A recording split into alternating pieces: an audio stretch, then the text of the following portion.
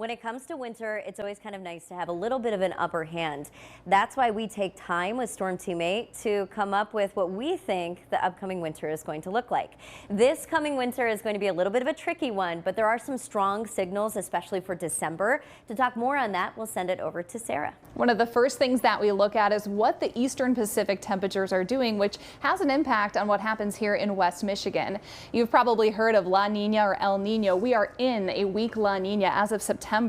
That's expected to hold true at least through the month of December. And when this happens, the jet stream shoots off to our south, typically poses a cooler and wetter winter across the Great Lakes region. But it's not that simple. If we just take a look back at past weak La Niña years, the most recent 2022 to 2023, over 100 inches of snow. But look, 2016 to 2017 only had 59 inches. So we'll focus in on the month of December. We have a bit more certainty around that month. 7 of 11 years had snowier than average Decembers, with an average snowfall of 30 inches. Now, 2 of those years were the record snowiest Decembers, anywhere from 2000 and 2008, hovering around 54 to 59 inches. And there is a huge variability that takes place, anywhere from 3.7 to 59.2 inches. But we are expecting December to be a snowy month. Very well could have a white Christmas. We'll focus over to Matt more on the temperatures. And chances are that snow is not going to melt. Check out this correlation. When there's a weak La Nina in December, over 90% of those Decembers end up below average, with an average, when you tally all those weak La Nina years up, it's over 4 degrees below average. And the second and third coldest Decembers on record were actually during a weak La Nina. Now, after December, it gets a little more dicey, a little trickier. I think the key is in the northern Pacific. When we have this bubble of warmer temperatures in the north central Pacific, if we can get that to migrate into the Gulf of Alaska, there's a strong teleconnection that would place a deep trough across the Great Lakes and also the north central plains. What that would mean for us is colder than average temperatures and more snow once we get beyond December. Obviously, that is something Storm Team 8 will closely monitor. The last few winters, lake effect has really helped to save our snow totals. To do a deeper dive on that, we've got Blake Harms. Yeah, that's right, Ellen. It's been pretty interesting to look at the numbers over the last 3 winters to see how our snowfall has stacked up across the Midwest. We've seen 95% of our average snowfall combining the last 3 winters. That's much better than our neighbors to the west and to the south. Milwaukee has seen just 79% of their average snowfall. Chicago's seen just 52%, and South Bend and Detroit are both below 70%. What that means is a large portion of our snow has been in the form of lake effect, even more so than usual. So while our neighboring communities have seen less snow in general, we've been saved by that lake effect component. As we head into this winter, it does look like the storm track is going to be more active. That would favor more in the way of system snow, which would help level out that lake effect component a bit. In the last years we've looked at, similar years, there's actually been above average snowfall across the Great Lakes in most of those. That would mean, again, an active storm track for us. That means we're likely to see a more even mix of that lake effect snow and that system snow. Of course, when that polar vortex takes a visit, that means more lake effect for us, Scott. That's right, Blake. We could start off winter with a bang as we continue into the month of December. There's a good likelihood that we'll continue to hold on to that weak La Nina, and that favors a more active storm track as we have the polar vortex disrupted. That looks to bring in more cold air, more snow, a greater likelihood also of a white Christmas. So, of course, we'll continue to track that potential as we close in on the big day. But continuing to watch that as we continue into the start of the winter.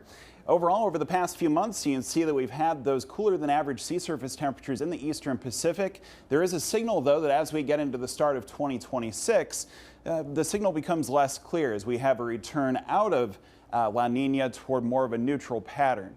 So with all that to consider, here are the big takeaways. What's most likely this winter? Snowier than usual December. It's not a guarantee, but it really looks like trends are leaning that way. In addition, it looks like lake effect might actually come to play this year, and we could see some solid system snows on top of that. Finally, it looks like winter shouldn't be lingering into April and May. Very good chance that it's actually expected to wrap on time, at the very least, the end of March. Now, the biggest wild card that's going to keep us busy this winter, the fact that January and February, there are no clear steering trends.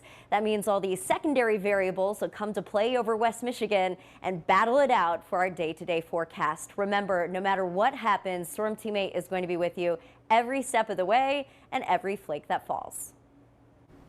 So you can see how much we kind of dove into there. We're going to take a few minutes now and just dive into some of the details. We tried to give you a recap there in the Winter Outlook package, but let's start with La Nina. That's the strongest symbol that we've been seeing. And Sarah and Matt, you guys really leaned into some of that La Nina data especially. Yeah, so that's the first thing I think we all kind of look at. What are the sea surface temperatures doing in the eastern Pacific? And it's going to be a weak La Nina. We actually saw that established in late September officially. So we know that as we move into the month of December, that's what we're expecting to see. And a typical setup, doesn't always work out this way, but a typical setup typically poses a cooler and wetter winter across the Great Lakes region, largely because the jet stream shoots off to our south. So some of that cooler air is able, and more unstable air, I should say, is able to surge in there. So we took it a step further, or at least I took it a step further, and I started to look at what we were leading into and what we think is going to happen as we move into the new year. So we've actually had neutral conditions for much of our spring and summer, which means those sea surface temperatures are hovering a little bit closer to average. They're not gravitating above average or even below. Now we do have that weak La Nina, again, that developed in late September, and then we are expecting to make a return to neutral conditions in January and February, or at least that's what's favored. So when I look at these three things, I tried to find years that had similar setups leading into winter and leading out of winter, and just how much snow came along with it. So when I just look at weak La Ninas, it doesn't really pose a steady pattern. You'll notice that range, as I showed in our story there, anywhere from about 59 inches to over 110. So when I take a look, again, try to look for those things leading into winter and out of winter, I came up with roughly about 4 years or 4 winters that were similar. They weren't a slam dunk by any means, but I thought they had some interesting character traits that may allude to what we're going to see. So if we look at 1983 to 84, we saw 71 inches of snow. 05 to 06, right around 70 inches as well. 08 to 09 was pretty overperforming, over 100 inches. And then 17, 18, right around 71. Now these are still kind of across the board, right? There's not a whole lot of consistency, especially when we account for 08 to 09. But what I thought was more interesting is if we took a look at December and how much snow we're seeing those years, you'll notice more than half the season's snowfall fell in the month of December. December is expected to be an active month for us. Matt, I know you took a closer look at kind of diving into the temperature patterns and the snowfall patterns. What did you come up with? Yeah, it's kind of interesting. When you look at El Nino Southern Oscillation, we call it ENSO, when you have kind of a weaker pattern unfolding, like a weak La Nina, there isn't a real strong signal typically for an entire winter, like say in 82 when you had that mammoth El Nino, one of our record warmest summers out there, actually winters, and also in 2012. This one is kind of in between, but there are some things that do stand out. And the month that really stands out is, well, Sarah alluded to it, it's the month of December. Now let's break that down, why we think that. Just looking at some of the data, 7 out of 11 are snowier than average, and with an average snowfall of 30.3. An average December, you typically get about 21 inches. What's also interesting, out of those weak El Nino Decembers, first and second all-time snowiest events happened during a weak La Nina winter, or in December. Very interesting. And then there can be huge snowfall variability from year to year, hence that kind of weak La Nina look to it. We're looking at basically one year we only had 3.7 inches in the December. Another year we had almost 60. So you can have quite a variation out there, but we're leaning certainly towards a snowier December. Now the rest of the year, or the rest of the winter, we're not really sure, but December really looks like it's going to be the colder and snowier month. This is another correlation that we're looking at, and this is even a stronger one. I first talked about snow. Let's talk about temperatures. 10 out of 11 were colder than average, with an average temperature about 4 degrees below average. And that's saying something, because December's can be quite cold. Some of the coldest on the calendar. So that would be certainly colder, and that's over a 90% correlation with colder than average Decembers linked with the weak La Nina. And also, out of those years, second and third place all-time coldest Decembers happen in a weak La Nina year. So quite interesting. Now, as I mentioned before that, we're fairly confident what's going to happen in December, but now peeling away from December, there's a lot of variability that I know is kind of digging into those weak La Nina winters. A lot of times, and Sarah mentioned that a lot of the snow happened in December, then by the end of the winter, even though December is quite snowy, we didn't have that much more snow. Looking at this is kind of, again, we always want to look at what the sea surface temperatures are doing out there, and I think this is really the key. Will we get this area warmth in the northern Pacific Ocean to shift into the Gulf of Alaska? And if that does happen, there's a strong correlation that we will continue with a deep trough across the eastern half of the United States, of course, including the Great Lakes, and that would lead to, well, a colder and snowier winter, not just December, but carrying over right in through the rest of winter more often than not. But that is a big if. As you can see, that's not there yet, but we're thinking that is a possibility overall.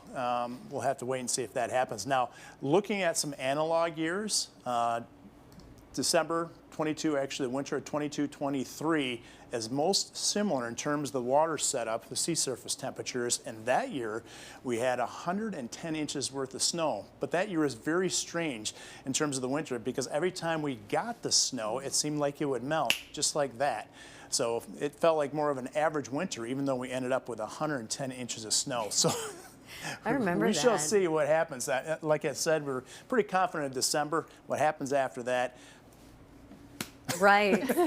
Analog years are so helpful, but we never have an exact repeat ever. Yeah. So it's always like sisters. I always like to say, you know, in a family, you have two sisters. They're similar, but they can also be quite different. And that's what we have when we look at analog years, just sister years. And the biggest force that we're looking for, and I'm sure you just picked it up with Sarah and Matt, is the fact that we're trying to see what's going to steer the storm track most. And when you have something like a La Nina, it usually is the overarching force that pushes the storm track in one particular trend. But as Matt just mentioned, when we see the weak La Nina kind of fade into neutral, it's a little bit more chaotic as to what's going to take control over our storm track. The polar vortex can oftentimes drop huge batches of very cold air. And it does look likely that we could see some of those in the Great Lakes this year, very similar to what we're seeing right now. It's just a big cold lobe of Arctic air that streams down far to the south. In fact, this particular cold batch we're seeing right now is so chilly that Floridians are shivering. Some of them are seeing temperatures in the 20s. This current one that we're seeing now is going to lift. And again, that's because of our storm track. But as Matt just mentioned, what happens in the Pacific Ocean, especially in January and February, is going to be key for us because that sets up the storm track. So if you have a certain type of water anomaly, something that's warmer than average, colder than average, it can push the storm track up. And usually what comes up also comes down. So we're going to be playing a lot of like week ahead baseball, I think, just trying to see what's going on the week ahead in terms of the storm track in Alaska, and then seeing how that eventually kind of rolls down the road towards the Great Lakes. And the polar vortex is expected to weaken as we get into December. One reason why: Siberian snowpack is accumulating. You might be like, okay, that's great. Wouldn't it in December usually?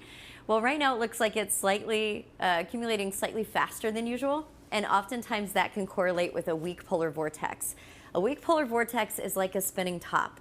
Instead of it being strong and holding steady in one course, once it starts to get weak, it starts to wobble and throw cold air down in different spots. So we anticipate in December we could see some polar vortex hits. Now the big question is, will it go over the Great Lakes specifically? There is a chance. But I do think that we're going to see an active polar vortex. So again, here are the biggest takeaways in terms of our certainties, looking very likely that December is going to come to play. You saw Sarah's numbers there. We had one December with like 64 inches of snow. Yeah. So we believe that it's going to be a snowier than usual December, likely a colder than usual December. And then from there, we are going to have to monitor January and February. That's usually when we see big system snows statistically. And as Blake mentioned in our Storm 2 May Outlook package there, it does look like we're actually going to see system snows this year. Winter is expected to wrap on time. Oftentimes when we go back to a neutral La Nina or neutral ENSO, we don't see winter linger far into April and May. So there have been some years that we've gotten some May snowflakes. I don't think that's going to be the case as much this season. I do think that once we get to March, we'll kind of see those last March snows, and then we'll slowly start to move away from snow, especially April and May. Again, biggest wild card is there's no dominant steering trend for January and February. So we are going to be watching to see what takes over. There are different trends like the Madden-Julian oscillation, the QBO, that can temporarily take hold of our storm track. Just want to show you this as well. We always respect the meteorologists at National Weather Service, also NOAA. Full-time job is looking at climate outlooks, what it's going to be like weeks and months in advance. And those experts are thinking that there's a pretty decent chance that we're going to have a cold pool, at least in Montana and to the Dakotas, and that West Michigan will likely be in the storm track for some system snows. So you can see the cold to the north, the warmth to the south, likely putting the storm track more often than not during this winter right over the Great Lakes. If that's the case, we could not only get system snows, but if it follows that storm track, we could see some pretty doozy lake effect events as well. And that means a good snow report this Yeah. Actually, I do want you to talk a little bit more about snow conditions report, snow sport report, and what people can look for every week from you. Okay, I get excited this time of year. I do love the snow, and I always tell everybody, you just got to find that one thing to enjoy in the winter, whether it's, you know, mountain bike riding in the snow, what do they call it, fat tire bike riding. Tire bike. My wife really wants to get into snowshoeing and so forth, skiing, of course, and snowmobiling. That's one of my favorite things to do. And just to get you prepared for the weekend, I always highlight who's going to get the most snow, where the trails look the best, and give an updates on how ski resorts are doing, because we have some of the nicest, finest ski resorts in the Midwest right here in Michigan. And so I just kind of prep you for that and try to get you excited for the upcoming weekend if there's going to be some snow. And sometimes conversely, if things don't look that great, I always try to tell you which weekend day looks better than the other if that is the case. So nonetheless, I know there's there's a lot of ski resorts that are pretty happy that December is looking good if they're watching our report, because they always, that's their busiest time of year. Yeah. It's right around the Christmas time frame. So hopefully for the ski resorts, unlike what was a couple years ago, it was horrifically bad. That can really hurt their, their business. So hopefully this turns out to be a good December. By the way, the snow that we're going to get, you can tell it's not going to last very long. We warm things up. When is Thanksgiving this year, the date? It's the last week of November. Okay, It's a little later this year, yeah. Right. I was going to say, maybe that kind of bleeds into Thanksgiving. Good but for it turkey does. trots. Yeah. Yeah, the runners Silver will be lining. right. So it looks like a little bit warmer than average temperatures returning after this quick bout of, our first really good taste of winter out there. And in terms of the precipitation, 8 to 14 day outlook, 18th of November through the 24th has us in a wetter pattern, not extreme so, but a little bit up in the Great Lakes, which is a big change, compared to what we've seen. And with that warmer than average, it looks like it's not going to be snow this go around. Yeah, good for our drought, but not so good for Sarah's holly jolly mood. This weekend we saw the snow and she's like, I am holly and jolly. People are putting up their trees left and right. Yeah. I went for a drive Saturday night. People had lights on outside their house, and I get it. It was a nice dusting of snow that's continuing out there right now. I just got back from Gatlinburg, Tennessee, and the whole town is Christmas now. Really? Oh, yes. See? Leaning in. Gotta get an early start. Oh, yeah. Gotta Yeah, get an so I was early like, start. Wow. Yeah. Wasting no time. Yeah, I did find it interesting what you said. I think I've gotten a handful of questions of when's the next snow event. People know that the one today is going to conclude tomorrow morning largely. But as we move about the next several weeks here, or about the next 2 weeks, just for reference, our models go out right around 2 weeks. So we're looking at one here. And although we can take it with a little bit of a grain of salt in terms of how much snow we're really going to see from there, it's not expected to be a ton. You'll notice a lot of those higher snow totals actually expected to miss us off to the northeast. That seems to be a little bit more of an unstable pattern there. And then here in West Michigan, again, around 2 weeks from today, largely what we're going to see is over the next about 24 hours here. A lot of rain events, as you alluded to. Temperatures going to be quite warm as we move about this week. 50s this weekend. It's going to feel so warm. Right? It's going to feel so warm to us, but that looks fairly short-lived. I think we'll kind of level out in the 40s as we move, again, a little bit more towards Thanksgiving. So that's okay, because a lot of the snowmen that I've been seeing online have a lot of leaf cover on them. So maybe we'll bounce back. Just stuck in there. Yeah. Let the leaves kind of do their thing, get out of the way, finish the yard cleanup. This is a good reminder that winter might actually come to play this year. And we just want to remind you that we really do look at everything in 24 hours a day, 24-hour news 8, in and out. You get up at 2 a.m. to come on in. I usually stay till midnight, sometimes 1 a.m.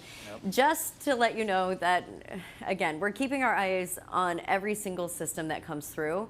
So if ever you have a question, if you're seeing a lot of hype online, I mean, there's so many things on social media nowadays that overpromise big snow or massive colds. I mean, sometimes that can happen in West Michigan, but not always. So one thing that we are striving to do as a team, and we've always tried to do, is to just cut through the noise for you. So if ever you're apprehensive, nervous, or you just want the bottom line, we will provide that for you. Make sure to stay with Storm Teammate. You can sign up for our newsletters, comes right to your inbox every morning. You can check in on air at any time. Just head to Wood TV Channel 8 at 4, 5, 6, 7, 10, 11. Yeah. And then Daybreak, we also have 4:35 and 6 a.m. as well as noon. And then woodtv.com, we usually before a big system will have an article that's written. So all of us here for you. Any final thoughts before we wrap up this winter weather discussion? Matt, Sarah? I already saw them making snow up at Shush Mountain. Man. I was like, wow, they're ready. Yeah. Ready, and we're ready for you as well. Yep.